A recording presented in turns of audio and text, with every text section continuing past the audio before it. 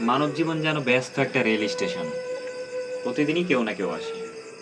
কেউ হয় অস্থায়ী যাত্রী, কেউ বা হয় অপেক্ষার মানুষ। কেউ আসে অল্প কিছু সময়ের জন্য, একটা কথা বলে যায়, একটু হাসায়।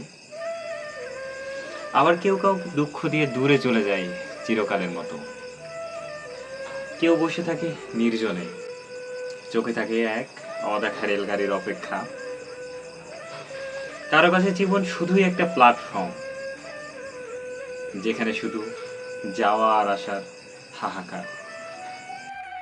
মানুষ কাছে আসে, গল্প করে, সম্পর্ক করে, স্বপ্ন দেখে, তারপর তারপর সব ভুলে দূরে চলে যায়। তারা সময়ের স্থায়ী যাত্রী, কেউই চিরকাল থাকে না। এই প্ল্যাটফর্মে খুব অল্প কিছু মানুষই বসতি করে। তারা হয় হৃদয়ের স্থায়ী যাত্রী, যাদের চোখে থাকে এক অদ্ভুত মায়া।